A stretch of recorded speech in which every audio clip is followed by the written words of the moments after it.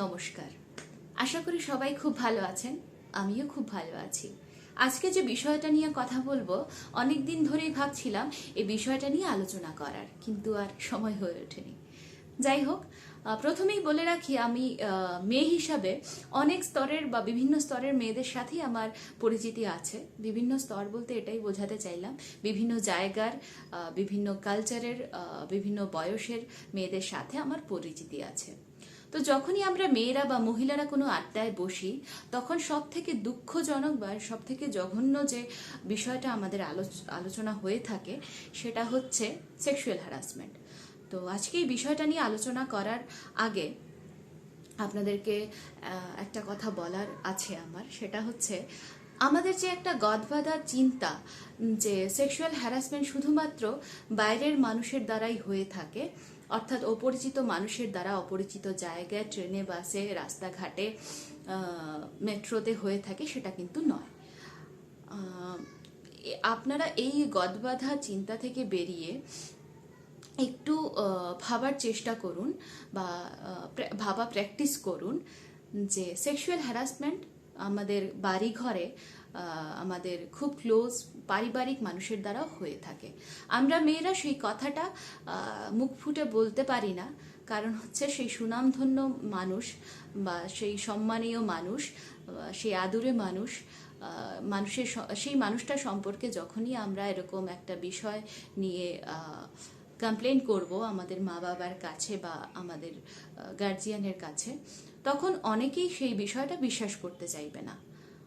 এটা হচ্ছে 1 নম্বর ব্যাপার। 2 নম্বর ব্যাপার হচ্ছে, যে কাপুরুষ আমার পরিবারের সদস্য হয়েও আমার সাথে এরকম একটা আচরণ করলেন, সেই কাপুরুষ সম্পর্কে যদি আমি ব্যাপারটা, মানে এই সেক্সুয়াল হ্যারাসমেন্টের ব্যাপারটা সবার সামনে ডিসক্লোজ করি, তাহলে সেই মানুষটার সাথে হয়তো আর কোনো পারিবারিক সম্পর্কই থাকবে না।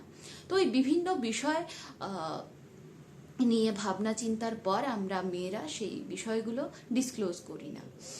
তো আমার এই ভিডিওটা শোনার পর বা দেখার পর অনেকেই আমার কমেন্ট সেকশনে এসে গালিগালাজ করবেন হয়তো, কিন্তু সেই গালিগালাজ করার আগে দয়া করে আপনার ঘরে যদি কোনো মহিলা মানুষ থেকে থাকে, একবার হলেও তাকে জিজ্ঞেস করবেন যে তার জীবনেও এরকম কোনো হিস্ট্রি আছে কিনা।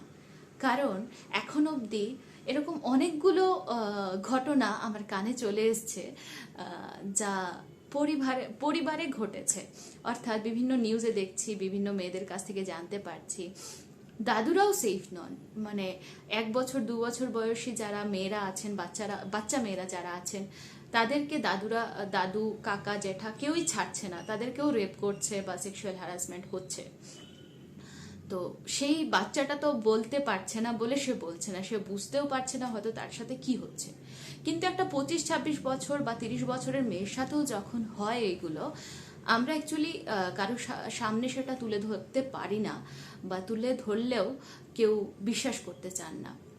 তো মেয়েদের মা বাবার কাছে আমার একটাই অনুরোধ, এই বিষয়গুলোকে একটু খতিয়ে দেখার চেষ্টা করবেন, বা আপনার মেয়েদেরকে এতটুকু একটা কি বলবো, একটা অধিকার দেবেন বা সেই জায়গাটা করে দেবেন যাতে সে কমফোর্টেবল ফিল করে আপনাকে এই সমস্ত ঘটনা বলার।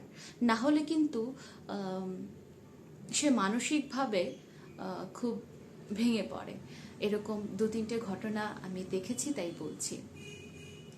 আর সেই কাপুরুষদের আমি বলবো, আপনারা একদমই ভাববেন না যে আপনারা যে এই বিষয়টা করার পর যে একটা রিগ্রেট ফিল করেন বা যোগাযোগ করেন যে এটা আমার ভুল হয়ে গেছে, বা এটা একটা আদর ছিল, বা এটা আমি মায়ার সাথে জড়িয়ে এই জিনিসটা করেছি, হ্যাঁ, এরকম যে আপনারা বলে থাকেন।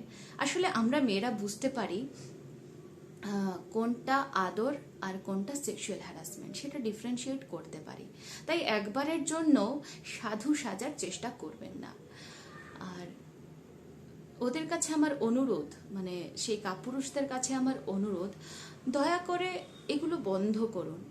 আমার পরিচিত এমন অনেকেই আছেন যাদের ঘরে কন্যা সন্তান থাকা সত্ত্বেও ওনারা এইসব কাজ নিজের পরিবারের মানুষের সাথে করেছেন। আমার ওদের কাছে একটাই প্রশ্ন, একবার হলেও ভেবে দেখবেন আপনার ঘরে যে আপনার কন্যা সন্তান আছে তার সাথে যদি আপনার পরিবারের কোনো মানুষ এরকম মানে এরকম অশালীন কাজ করে থাকেন তাহলে আপনার মানসিক স্থিতির কি হবে।